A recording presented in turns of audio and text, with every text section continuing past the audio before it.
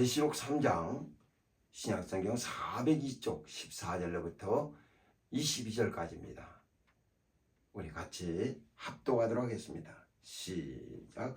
라우디게아 교회의 사자에게 편지하기를 아멘이시오 충성되고 참된 증인이시오 하나님의 창조의 근본이시니가 가라사대 내가 네 행위를 아노니 내가 차지도 아니하고 더럽지도 아니하도다. 내가 차든지 더럽든지 하기를 원하노라. 내가 이같이 미지근하여 더럽지도 아니하고 차지도 아니하니 내 입에서 너를 토하여 내치리라. 내가 말하기를 나는 부자라 부유하여 부족한 것이 없다나 내 곤고한 것과 가련한 것과 가난한 것과 눈먼 것과 벌거벗은 것을 알지 못하도다. 내가 너를 권하느니 내게서 불로 연단한 금을 사서 부유하게 하고 흰옷 사서 입어 벌거벗은 수치를 보이지 않게 하고 안약을 사서 눈에 발라 보게 하라. 무릇 내가 사랑하는 자를 책망하여 징계하느니 그러므로 내가 열심을 내라 회개하라. 볼지어다 내가 문 밖에 서서 두드리노니 누구든지 내 음성을 듣고 문을 열면 내가 그에게로 들어가 그로 더불어 먹고 그는 나로 더불어 먹으리라. 이기는 그에게는 내가 보좌에 함께 앉게 하여 주기를 내가 이기고 아버지 보좌에 함께 앉은 것과 같이 하리라. 귀 있는 자는 성령이 교회들에게 하시는 말씀을 들을지어다. 아멘. 하나님은 아멘이십니다. 그러므로 하나님께서 하시는 모든 일들은 다 아멘입니다. 고린도후서 1장 23절에 보면 예수 그리스도 안에서 아니라 함이 없느니라 오직 예만 있다라고 했습니다. 그래서 하나님께 아멘에서 영광을 돌린다라고 했습니다. 아멘은 잘 하나님의 하시는 일을 순종할 뿐만 아니라 하나님의 하시는 일을 옳다고 인정하는 아주 진정한 믿음의 자세입니다. 누가 하나님을 인정하겠습니까? 누가 하나님을 옳다고 하겠습니까? 누가 하나님에 대해서 그 하시는 일을 즐겨 받겠습니까? 이 세상 사람들은 하나님이 하시는 일에 대해서 관심도 없고 받으려고 하지도 않아요. 또 아멘도 안 씁니다. 그러나 신자는 하나님께 나오는 순간부터 아멘하기를 그치지 않습니다. 끝까지 아멘하는 것이 우리 신자의 도리입니다. 예수 그리스도 세상에 오셔서 그가 십자가에 죽기까지 복종하셨다고 그랬어요. 다른 말로 얘기하면 십자가에 죽기까지 아멘하신 분이십니다. 주님은 자기 고민하여 죽게 된 문제를 가지고 겟세마네 동산에 제자들과 함께 가셔서 내가 고민하여 죽게 되었으니 나와 함께 좀 기도하자. 그리고 주님은 겟세마네 동산에 가셔서 그가 기도를 하십니다. 아버지여 할만하시든지 자인 내게서 지나기를 원합니다. 그러나 내 원대로 하지 마시고 아버지 뜻대로 하시기를 원합니다. 아버지 뜻대로 하십시오. 아멘입니다. 십자가 지는 일이라 할지라도 주님은 아멘 하셨어요. 죽는 길이라 할지라도 주님은 아멘 하셨습니다. 히브리서 5장 7절에 보면 저가 육체로 계실 때에 자기를 죽음에서 능히 구원하실 이에게 심한 통과 눈물로써 간구와 소원을 아뢰었다라고 했습니다. 그렇게 주님은 세상에 오셔서 아멘을 보여주신 분이십니다. 또 하나님은 아주 따르는 자들이 하나님 앞에 충성하기를 원하셔요. 모세도 충성된 증인으로서 일을 했지만은 하나님의 아들도 충성되이 하나님의 뜻을 받드셔서 세상에 하나님의 뜻을 나타내 주셨습니다. 또 예수 그리스도는 창조의 근본이십니다. 모든 만물이 주로 말미암아 창조됐다고 했습니다. 다른 말로 얘기하면 예수 그리스도가 없이는 만물도 있을 필요가 없습니다. 예수 그리스도 때문에 모든 만물이 창조된 겁니다. 다 그에게서 나왔다고 성경은 우리에게 가르쳐주고 있습니다. 그로 말미암고 그로 말미암아 그에게서 모든 것이 나왔다는 거예요. 다른 말로 얘기하면 모든 것이 다 그에게로 돌아간다는 겁니다. 그러므로 우리는 처음부터 예수 그리스도와 이런 관계를 맺지 아니하고는 살아갈 수 없는 그런 존재로 하나님이 우리를 만들어 주셨습니다. 우리가 인생을 사는 중에 하나님의 부름을 입었다는 것이 그게 얼마나 감사합니까? 세상살이는 다 뻔합니다. 돈이 있으나 없으나 건강하나 약하나 모든 사람들이 세상에 어렵다고 합니다.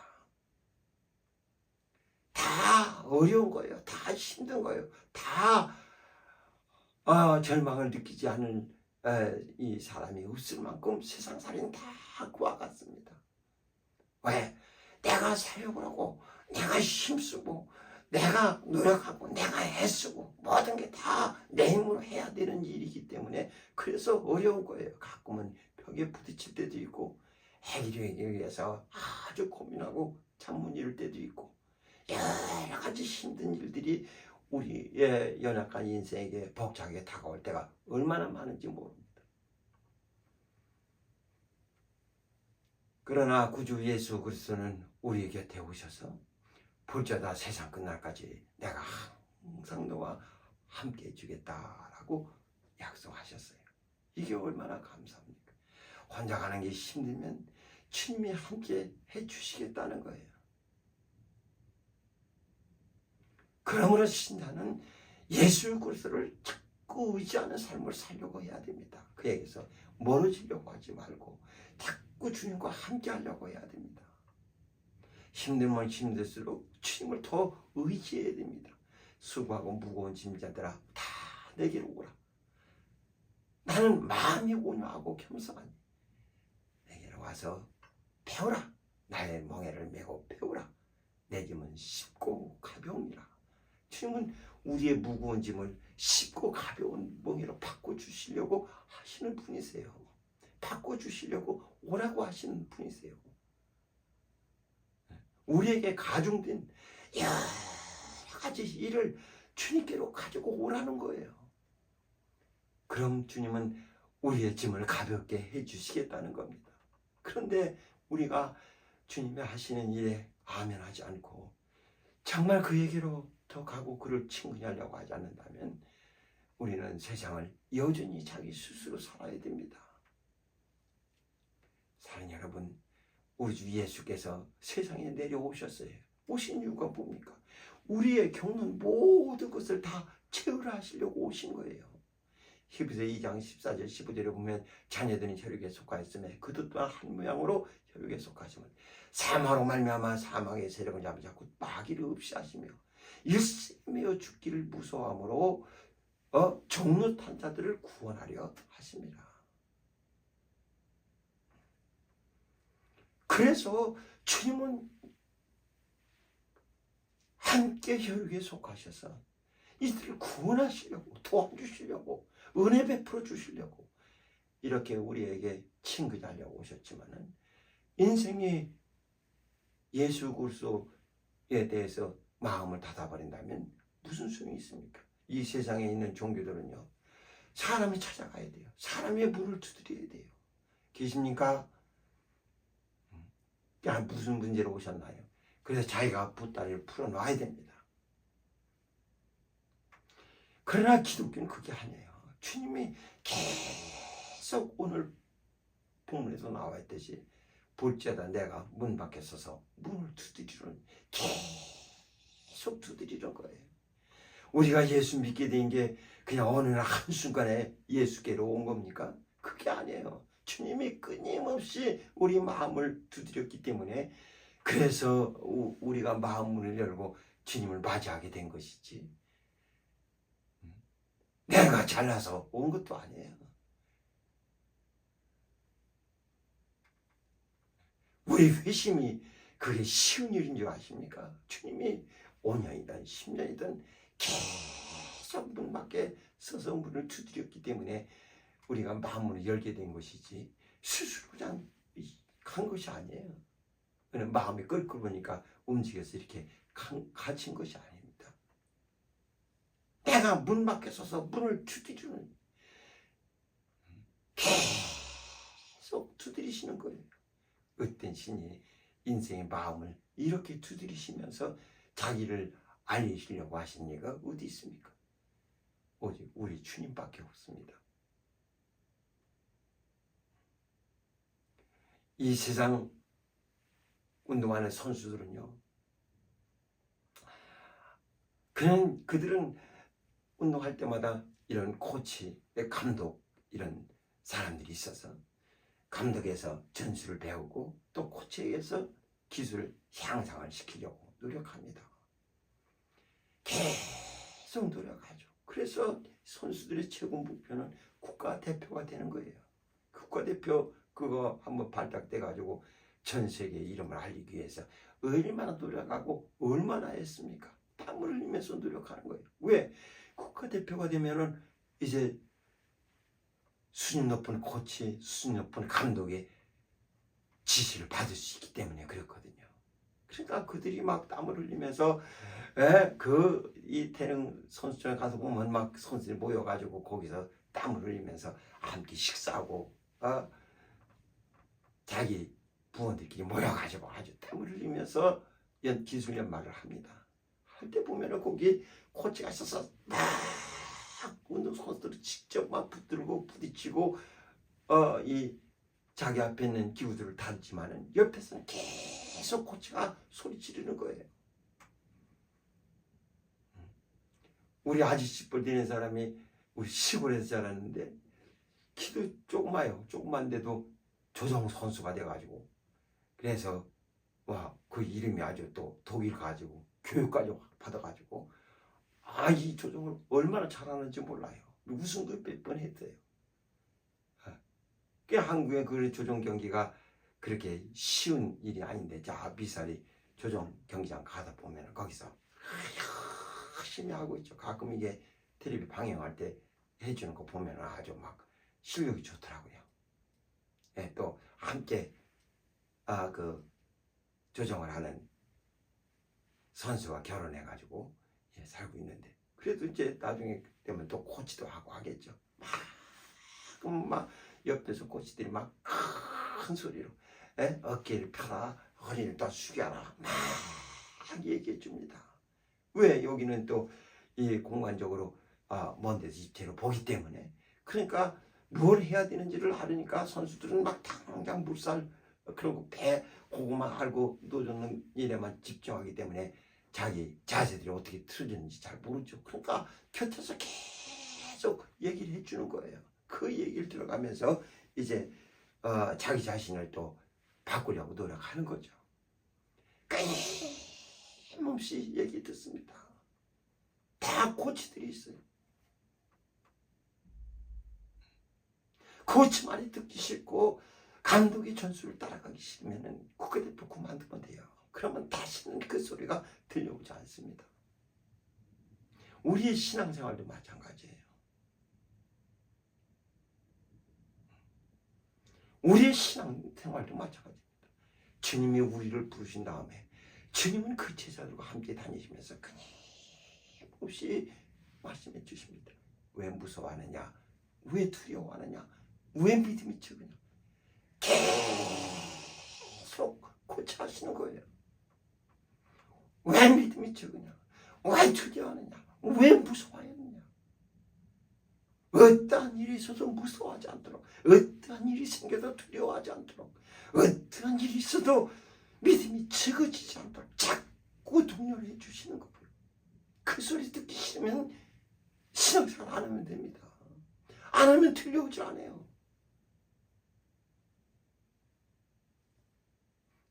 그러나 신앙생활 하면 계속 그 소리를 들어야 됩니다. 처음엔 이것이 막 여러 가지 말이 들려오는 것 같지만 한 3, 4년 지나면 결국 다 같은 말이에요.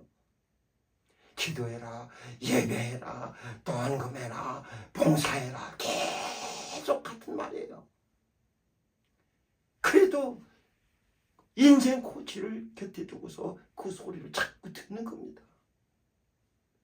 그래서 성경은 그냥 우리 눈으로 읽어가면서 하나님의 말씀을 보는 것이지만은 교회 와서는 우리 귀로 듣는 말씀이 있거든요. 하나님의 말씀을 또 듣거든요. 계속 같은 소리예요. 끊임없이 듣는 거예요. 근데 사람들은 듣기를 싫어해요. 자꾸 벗어나요. 벗어나면 안 들려오는 거예요. 그 다음서부터. 이런 사람은 거기에 관계하지 않으면 더 이상 들을 필요도 없는 거죠. 주님은 내가 너희를 고아처럼 버리지 않겠다. 내가 가면 아버지께 구해서 너에게 성령을 보내줄 텐데 성령이 오시면 너희를 진리 가운데로 인도하실 것이다. 저는 진리의 영이라. 너희를 진리 가운데로 인도하실 것이다. 성령의 지도를 받으라는 거예요. 끊임없이 성령이 교회들에게 하시는 말씀을 듣도록 하셨어요. 오늘 본문에도 귀 있는 자는 성령이 교회들에게 하시는 말씀을 들지어다라고 했습니다. 자꾸 신자들은 성령의 소리를 자꾸 들으려고 해야 돼요. 성령의 소리를 따라 살려고 해야 됩니다. 그러려면 교회들에게 하시는 말씀을 들으려면 신앙생활을 해야 돼요. 근데 시험 들어가지고 교회를 오지 않고 거기에 열심을 내지 않고 점점점 멀어집니다. 그러면 자기 인생의 고치가 없어져요. 국가대표에서 떨어진 자들이 얼마나 비참합니까? 훌륭한 코치, 훌륭한 감독, 이런 전술이라든지 이런 코치들의 지시를 받지 못한다면 자기 약점을 어떻게 극복할 수 있겠어요? 그러니까 가끔 보면은 금메달 따고 이제 코치님께 영광 돌리고 감독한테 영광 돌리고 하는 것들을 보지 않습니까? 그들이 수고해줘서 저희가 여기까지 왔다는 거예요. 실력은 자기가 내지만은 옆에서 자꾸 얘기해준 사람들이 그런 잔소리가 있었기 때문에 산 거예요. 하나님 우리에게 하시는 말씀은 우리를 잘되게 하려고 하는 거예요. 근데 사람들이 듣는 말씀을 버려버려요. 읽는 말씀도 읽지도 않습니다. 하나님의 말씀을 들으려고 하지를 않아요. 교회에서 떠나면 돼요. 그러면 더 이상 그 소리를 듣지 않아도 됩니다. 그러나 이제 교회 안으로 들으면 하나님의 말씀이 끊임없이 우리를 고쳐합니다. 세상 끝날까지 내가 항상 너희와 함께 있으리라 라고 하셨습니다. 우리 곁에서 응원하시고 우리 곁에서 정말 역사하시는 하나님의 말씀을 자꾸 들으려고 해야 됩니다. 거기에 귀를 기울이셔야 됩니다. 성령이 교회들이 하시는 말씀을 들을지니라. 그걸 들으려고 하나님 앞으로 가는 거예요. 듣는 말씀 때문에 신앙생활을 하는 겁니다.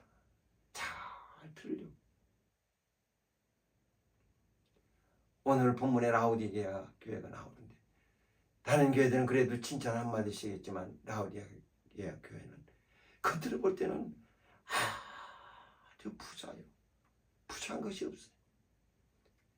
지금도 민코 옷 하나 입기가 얼마나 힘듭니까? 가격도 어마어마하게 비싸요. 근데 2000년 전에 이 사람들은 양모업이 발달해가지고 라우디게아 양모업이 발달해서 빈크를 입고 살았어요. 부자한 것이 없죠. 거기다가 또 목화밭이 잘 조성돼가지고 아주 일찍조업이 잘 됐습니다. 안양 만드는 공장이 있을 만큼 아주 거긴 또 지중해가 있어 또 무역도 잘 되고 얼마나 사람들 삶에 풍부한지 지진이 일어나도 자기 자력으로 극복할 수 있을 만큼 풍부한 삶을 살았던 사람들이에요.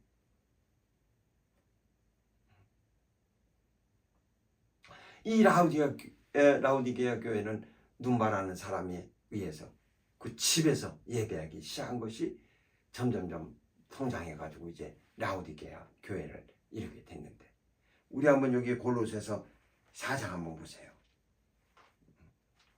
골로새서 4장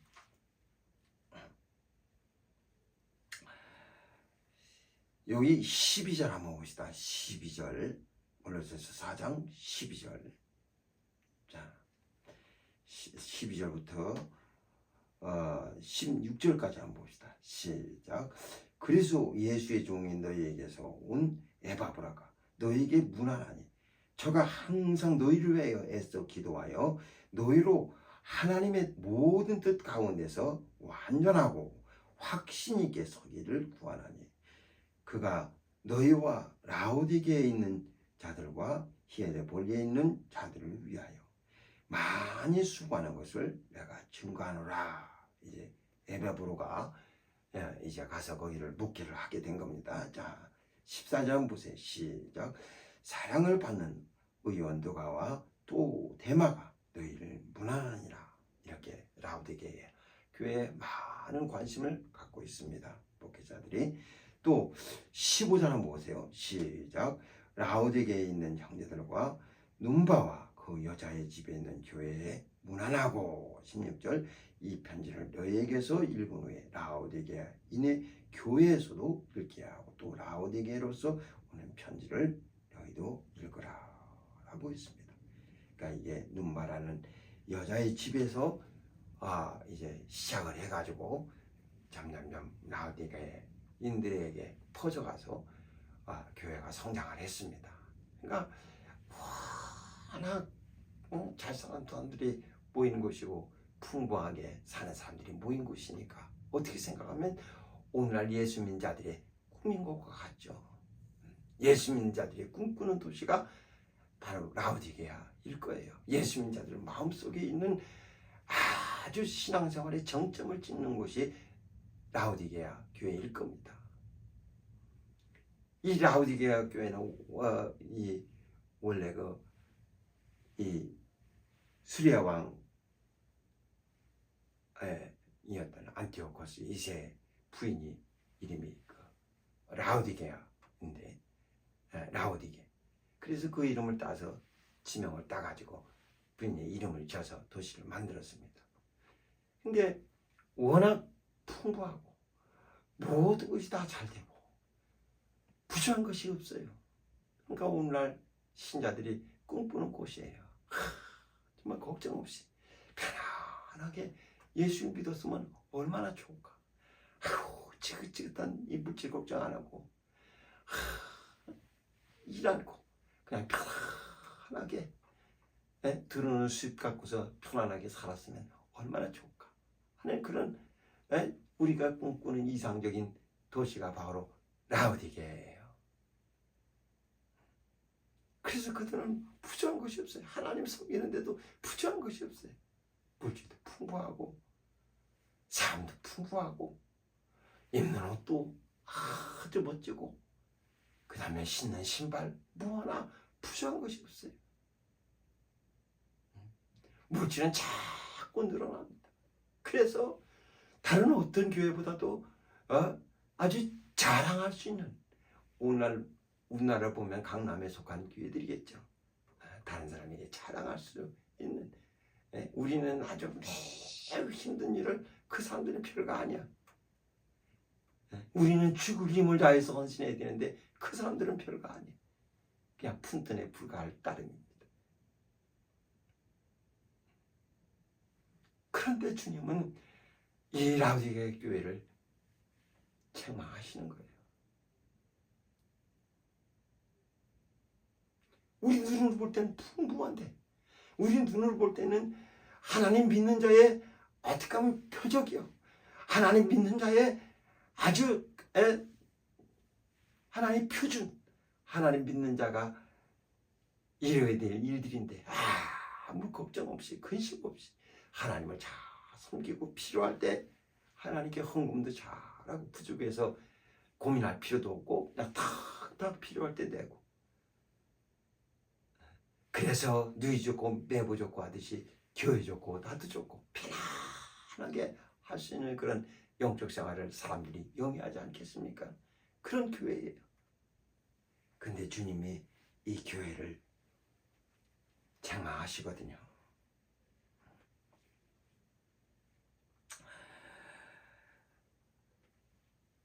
여기 15절 한번 보세요. 15절 계시록 3장 15절. 내가 네 행위를 하노니 내가 차지도 아니하고 덥지도 아니하도다. 내가 차든지 덥든지 하기를 원하노라 하고 있습니다. 히에라볼리에 있는 곳에서 온천을 라우디에게 부족한 것이 있다면 물이 부족한데 물이 부족해요.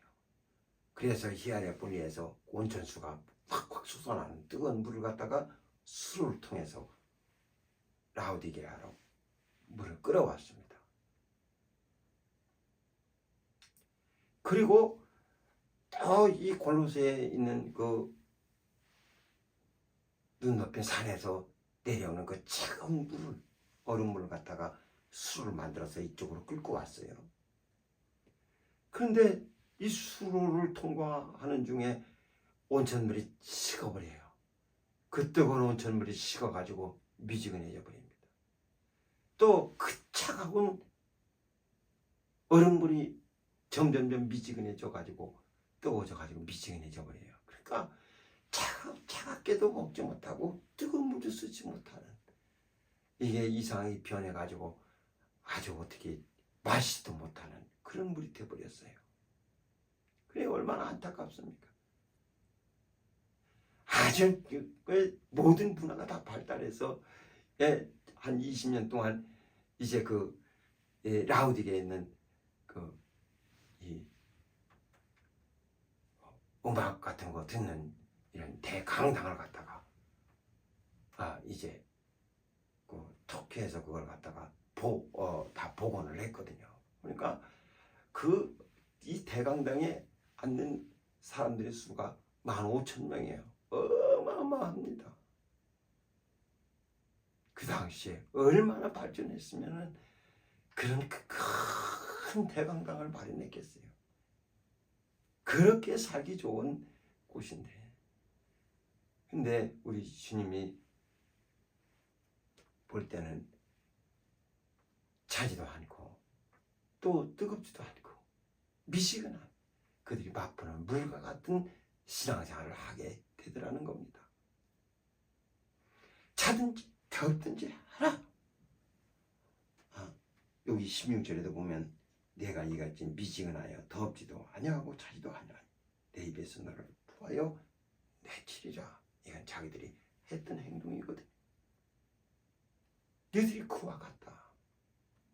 차든지 아니면 덥든지 둘 중에 하나를 해야 되는데 차지도 않고 덥지도 않고 미지근해요. 그냥 가만히 있어요. 그러니까 주님의 맛 보실 수가 없어요. 신앙의 맛을 보실 수가 없어요. 여기 17절 한번 보세요. 왜 이들이 미지근합니까? 17절 한번 보세요. 자, 시작. 내가 말하기를 나는 부자라. 부유하여 부족한 것이 없다 하나. 스스로 생각할 때 나는 부자라. 나는 부유해서 부족한 것이 없어. 너는 그렇게 말을 하고 있지만은 내가 보니까 주님의 눈으로 살펴보니까 여기 한번 보세요. 네 곤고한 것과 너 공고하구나. 또 가련한 것과 가련한 인생이에요. 그 다음에 가난한 것과 가난해요. 자기들 생각할 때는 굉장히 부유한데, 자기들이 생각할 땐 부유한데 이게 주님이 볼 때는 곤고하고 가련하고 가난하거든요. 그 다음에 눈이 멀었어요. 벌거벗은 것을 알지 못한다. 이것을 알지 못하는 거예요. 자기 스스로가 볼 때는 어디만 오면 괜찮고 또 자기 집 쳐다보면 좋고 정원 보면 아주 마음이 뻥 뚫리는 것 같고 또 자기들 이 문화생활 하는데 모든 시설이 잘 돼 있어서 이것보다 더 편리한 생활이 없어요. 세상에서 또 편히 쉬고 또 주일날 되면은 교회 가서 예배하면서 그들의 여가를 즐기고 이런 생활이에요. 그렇다고 해도 뭐 특별히 시험이 있는 것도 아니에요. 어려움이 있는 것도 아니에요. 아주 신앙생활하기엔 천국과 같은 곳입니다. 그 천국과 같은 생활을 영위하는 사람들이죠. 그래서 우리는 부족한 것이 없다. 영적으로나 육적으로나 부족한 것이 없다. 그런 생활을 이들이 하고 있는데 주님 볼 때는 그런 게 아니에요. 그냥 곤고하거나 가련하거나 가난하구나, 눈이 멀었구나, 그 다음에 벌거벗었구나. 주님들은 너무 많은 허점이 보이는 거예요. 그래서 말씀하십니다. 18절 한번 보세요. 내가 너를 권하노니 내게서 불로 연단한 금을 사서 부유하게 하고 흰옷을 사서 입어 벌거벗은 수치를 보이지 않게 하고 안약을 사서 눈에 발라 보게 하라. 내가 너희를 권하는데 내게서 불로 연단한 금을 사서, 불로 연단한 금을 사서,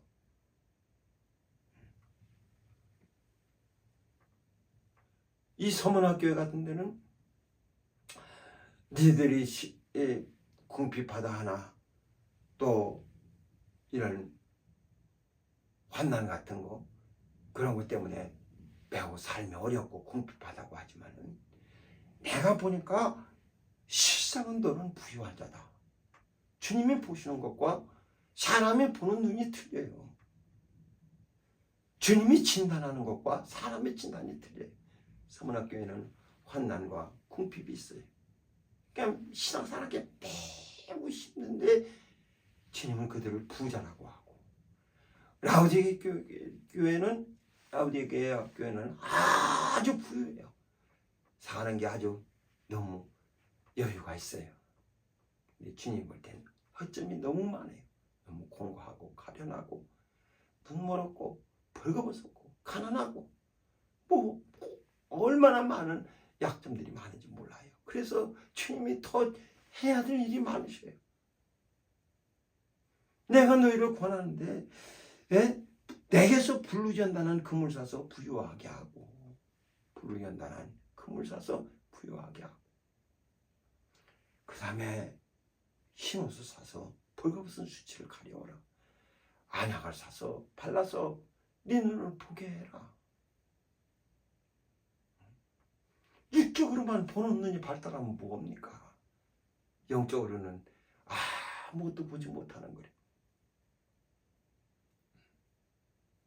그러니까 신앙생활하는 사람들은 주님의 보시는 눈, 이것을 우리도 보고 주님이 하시는 말씀을 잘 들을 줄 알아야 됩니다. 여기 19절 한번 보세요. 무릇 내가 살아난 자를 책망하여 징계하노니 그러므로 내가 열심을 내라 회개하라 하고 말씀합니다. 열심을 내라 회개하라. 열심을 내라 회개해라. 이 사람들이 신앙생활에 사랑이 식어지면 말씀을 들으려고 하지를 않아요. 그리고 봉사를 하려고 하지를 않아요. 참관만 합니다.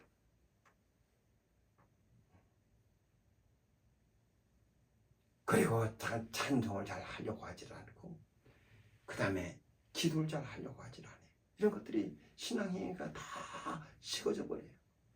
그거 다시 되필려면 얼마나 세월이 걸릴지 몰라요.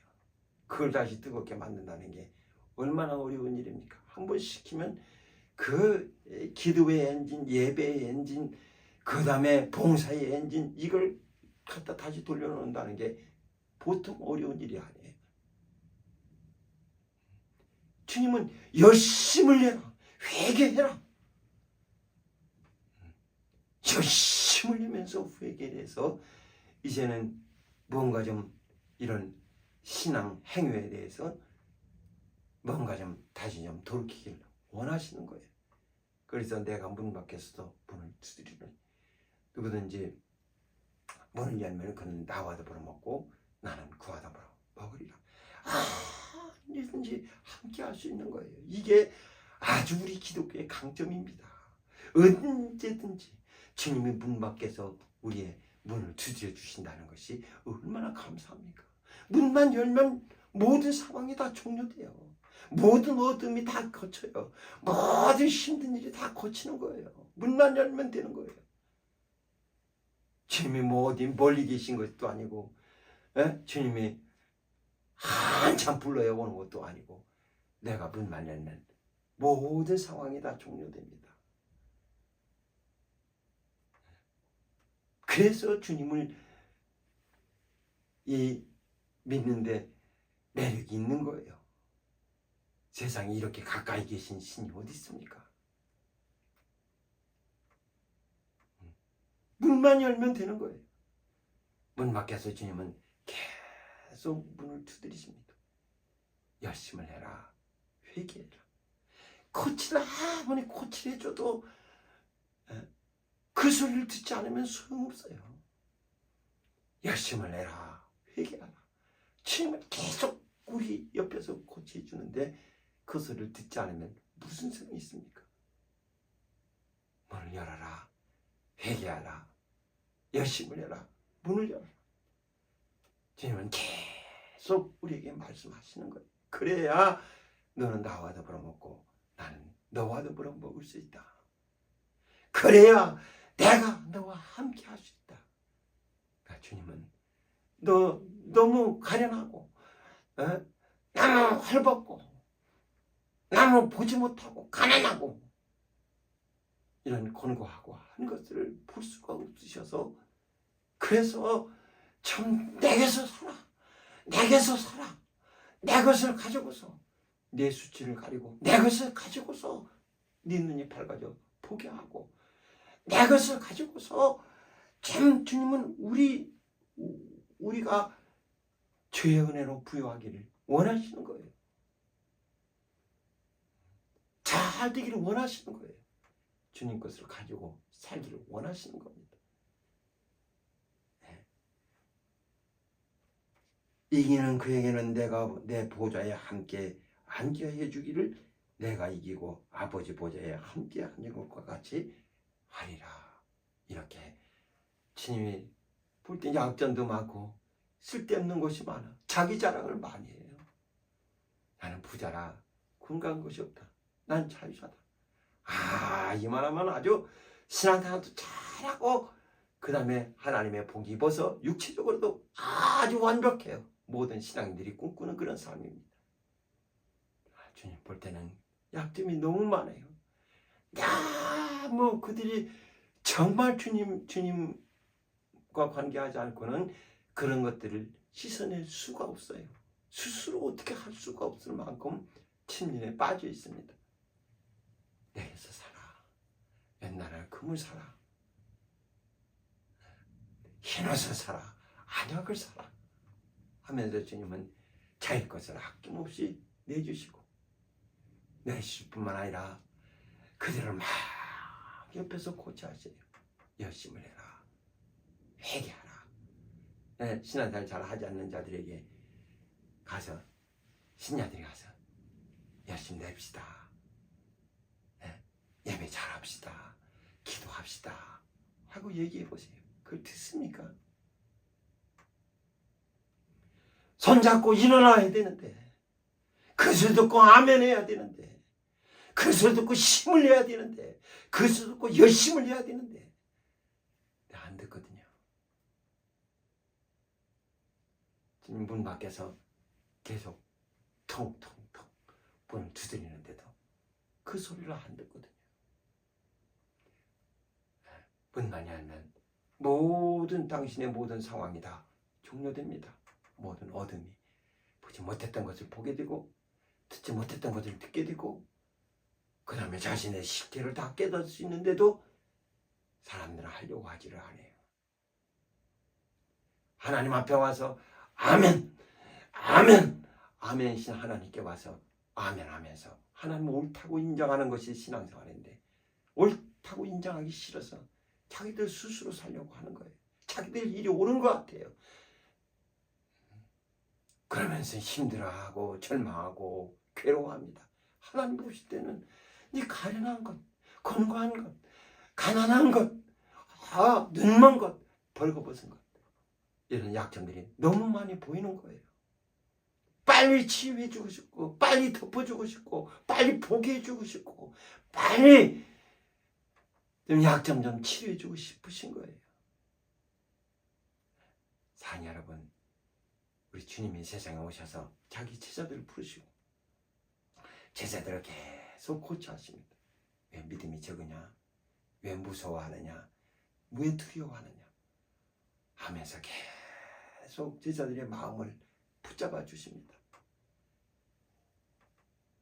우리 주님은 세상 끝날까지 항상 우리 곁에 계셔서 우리를 응원해 주시겠다고 약속해 주셨어요.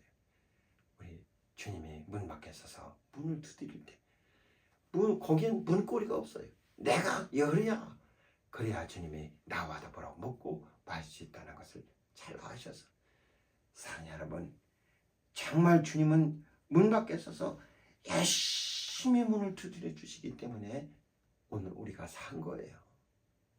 쉬지 않고 문을 두드리셨기 때문에 우리가 주님을 모실 수 있게 되었던 겁니다. 내가 잘난 것도 아니에요. 주님의 은혜인 줄 알고. 여러분 스스로 생각할 때 난 왜 이렇게 힘들어? 내 발전 왜 그래? 난 왜 이렇게밖에 못 살아? 아직도 주님 볼 때는 그렇게 어려운 영적 생활을 하려고 하는 여러분이 너는 부자다. 너는 강하구나. 너는 정말 대단하구나. 이렇게 칭찬할 수 있어요. 오히려 이만하면 부족한 것이 없지.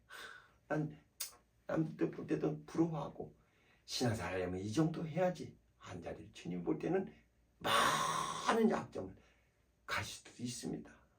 그러니까 뭘로 보냐에 따라서 내용이 확연히 달라집니다. 우리 눈을 볼 때는 별거 아닌데 현미경으로 확 키워갖고 보면은 색이 득실득실하는 걸 사람들이 보고 합니다. 눈에는 안 보이거든요. 그러나 현미경 갖다 대면은 그때서야 자세히 보이는 거예요. 잘 보이는 거 잘 안 보이거든요. 망원경 갖다 대면은 그때서야 거기가 환하게 보이는 거예요. 실제로 알 수 있듯이 우리 주님의 눈으로 보면 모든 것이 다 되는 겁니다. 여러분이 아등바등하면서 영짓을 하려는 거, 살려고 하는 거 주님 볼 때는 너 대견스럽구나, 너 강하구나, 너 부자구나 이렇게 용기 줄 수 있고 라우디게아 교회처럼 아주 부유하, 난 공부한 것이 없다, 난 부유하다 할 땐 주님 볼 때는 많은 약점을 노출하고 있을 수도 있습니다. 사랑하는 여러분, 문 밖에 서셔서 여전히 우리 마음의 문을 두드리시는 주님의 은혜를 여러분들이 잘 아셔서 마음을 활짝 열고 주님을 맞으셔서 주님과 더불어 먹고 마시는 귀한 신앙인 되시기를 주의 이름으로 축원합니다. 기도합시다. 이 시간 우리 기도할 때 정말 평생 주님과 더불어 먹고 마시는 영식성을 잘 감당하시고